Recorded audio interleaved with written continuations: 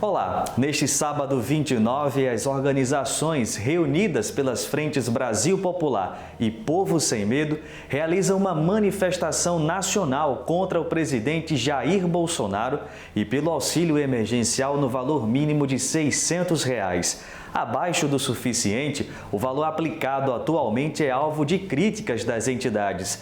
Na edição de hoje, você acompanha a iniciativa de estados, municípios e movimentos para lançar um programa complementar ao federal e garantir renda básica para a população.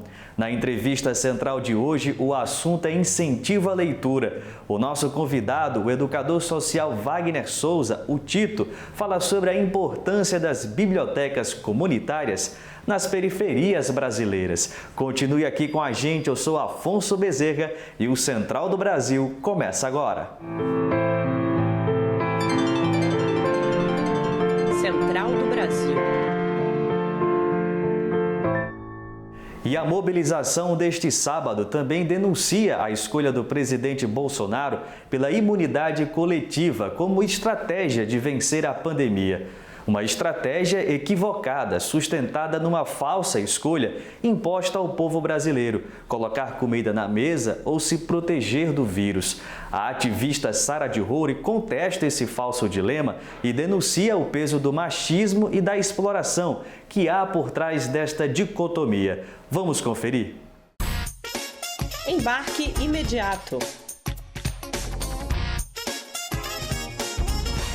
Era uma vez Cleonice Gonçalves. Cleonice, que era trabalhadora doméstica na cidade do Rio de Janeiro, não podia ficar em casa.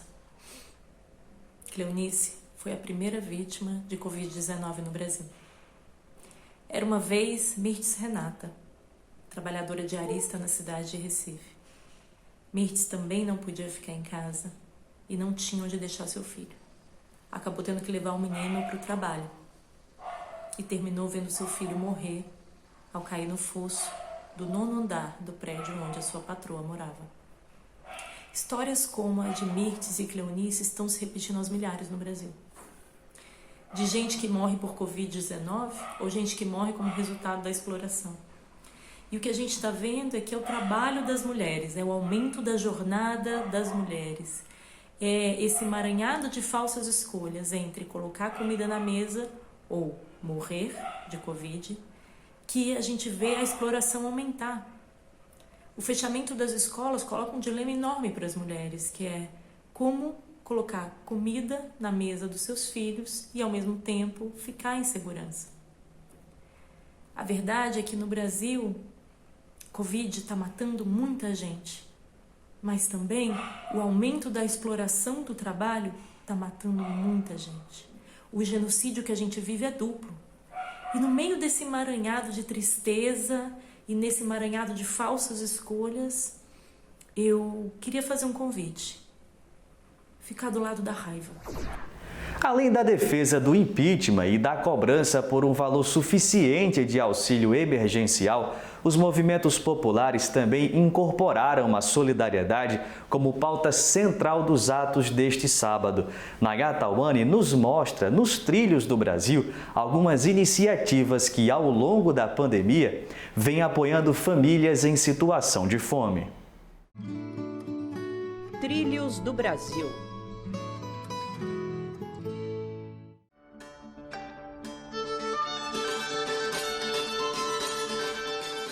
Após o ato dos 600 contra a fome em Brasília, a Confederação Nacional dos Trabalhadores na Agricultura, a CONTAG, junto com o MST, doaram 600 cestas agroecológicas para a Cooperativa de Catadores de Materiais Recicláveis do Distrito Federal e entorno. Aristides Santos, presidente da CONTAG, enfatiza a importância da iniciativa. Precisamos cobrar a responsabilidade dos governantes, isso é verdade. Porém, podemos também ajudar diretamente no combate à miséria, distribuindo alimentos de boa qualidade para as famílias que passam fome neste tempo de pandemia. No Ceará, o movimento Unifica Caucaia arrecadou no dia 1º de maio 75 cestas básicas de alimentos produzidos pela agricultura familiar e alcançou a mesa de famílias do município que vivem em segurança alimentar. Evandro Souza comenta essa ação solidária. E essa campanha, ela visa amenizar, nesse momento de pandemia, a dor de várias famílias que não têm o mínimo do seu sustento diário e estão passando fome. Além de ceifar mais de 450 mil vidas, a pandemia também acentuou a crise econômica decorrente da condução equivocada do governo Bolsonaro. Com 14 milhões de desempregados, o cenário exige do Estado um apoio financeiro e o auxílio emergencial proposto tem sido insuficiente. Carolina Batailler mostra que estados, municípios e movimentos populares estão oferecendo projetos similares para complementar o auxílio federal. Nacional. Assim como muitos brasileiros, a recepcionista paraense Marilise Gomes perdeu o emprego no início da pandemia e vive há mais de um ano sem renda fixa. Fiquei desempregada, contando com a ajuda do pai da minha filha e contando com caridade das pessoas, da minha família, para me manter e manter ela. E emprego aqui em Belém do Pará está muito difícil, por mais que eu tenha experiência, as portas não estão se abrindo. Lá em Belém do Pará, cidade da Marilise, um projeto de renda básica foi aprovado no início deste ano pela Câmara dos Vereadores e está na fase de cadastramento dos futuros beneficiários. O objetivo é que famílias como a de Marilise tenham acesso a um valor fixo e regular para o auxílio no custo de vida. Na cidade de Recife, em Pernambuco, movimentos populares também têm levado adiante uma proposta de renda básica, como explica a representante da campanha pela renda básica, Gleisa Campigoto. Em abril desse ano, logo no início de abril, nós iniciamos um diálogo entre as organizações sociais, as frentes Brasil Popular e a Frente Povo Sem Medo, o movimento sindical, da necessidade de criar essa campanha da renda básica para Recife. Agora, nas últimas semanas, inclusive, os vereadores da Câmara conseguiram incluir uma emenda na Lei de Diretrizes Orçamentárias que vai criar uma rubrica para colocar dinheiro para esse projeto da renda básica. Em Recife, ainda não há indicação do valor da renda básica, nem de quantas pessoas ela irá atender. Em Belém, o valor máximo a ser pago é de R$ 450, destinados, num primeiro momento, às famílias que tiveram sua condição financeira agravada pela pandemia. Enquanto o auxílio emergencial tem sido insuficiente para bancar itens essenciais, o governo federal estuda taxar os livros, intuindo que é um produto consumido apenas pelas elites. O educador social Wagner Souza, o Tito, desconstrói esta falsa visão sobre os hábitos de leitura no país e afirma na entrevista central de hoje que a taxação dos livros é só mais um obstáculo que o governo coloca na democratização da cultura, desferindo ataques às iniciativas de incentivo à leitura nas periferias. A entrevista é de Nayá Tawane. Entrevista Central. O nosso entrevistado do programa de hoje é o Wagner Tito, ele que é da Biblioteca Comunitária Solano Trindade, bacharel em Direito, educador social e também MC do grupo de rap Fantasmas Vermelhos. Seja bem-vindo, Wagner. Falando sobre os principais desafios, de manter essas bibliotecas comunitárias em meio à pandemia e dentro das periferias. Acho que primeiro que é uma afirmação de que pessoas na periferia leem, Isso não é algo, não é um favor, É o mínimo, As pessoas têm uma necessidade de reflexão, uma necessidade de leitura, e nós aqui na cidade de Tiradentes, sobretudo do coletivo que eu faço parte, nós chegamos a uma conta de que, não tem espaço de leitura, Então, a partir de uma movimentação coletiva, então é importante frisar que as ações coletivas elas trazem uma mudança muito significativa, Na medida que você tem um espaço, de leitura e que a comunidade legitima, né? Você acaba, infelizmente e felizmente, criando situações, né? O poder público, ao invés de criar e cumprir, né?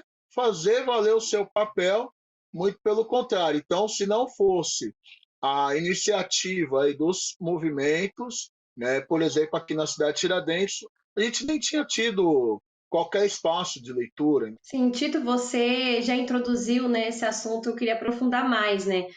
Com certeza você viu sobre o que a Receita Federal defendeu, né, a taxação, tributação dos livros em 12%. Então, eu queria que você falasse sobre quais os possíveis interesses do Estado e do governo com essa taxação dos livros. É uma coisa muito contraditória, né? Se o pessoal não lê, então eu tenho que baratear para garantir o acesso. Mas como o Estado sabe que a periferia lê, então vamos sugar quem tem da galera, aliás, de quem não tem. Olha só que coisa. Então, ao invés de estimular, a gente pega, por exemplo, né, livro, aí você vai ver os valores, né, são absurdos. Aí, se você é um livro acessível, você tem que procurar em sebo, você tem que procurar em alguns sites cujo valor seja muito alto.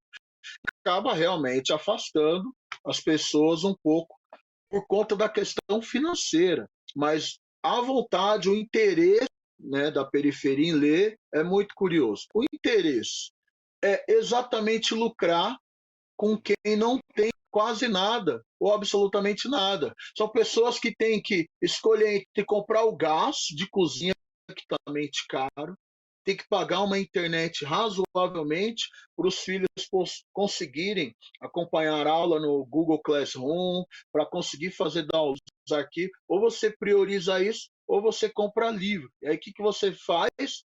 Você aumenta a taxação de livros exatamente para dificultar o acesso da classe trabalhadora no conhecimento.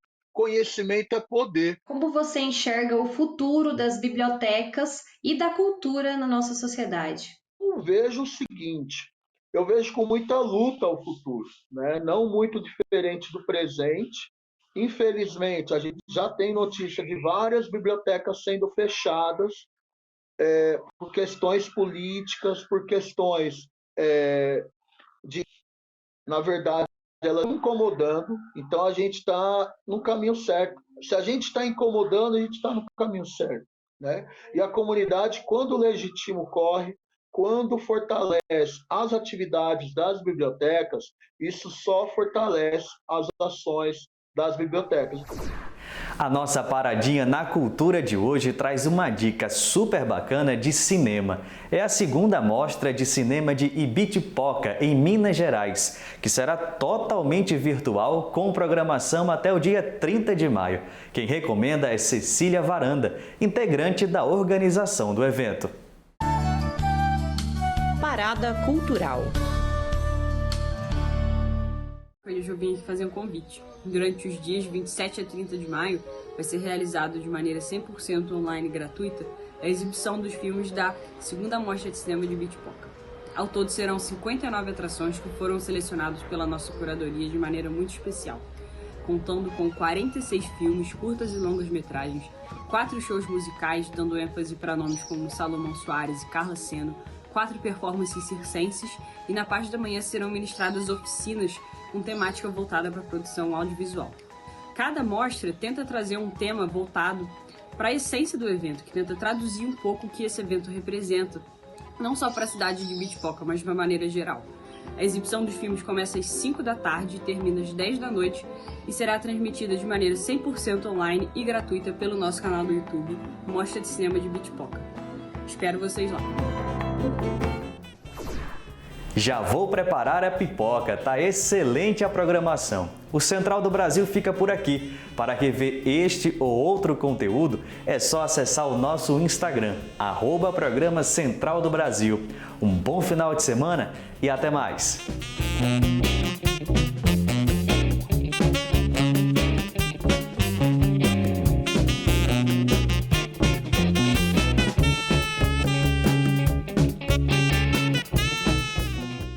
Central do Brasil, a rede de comunicação dos movimentos populares.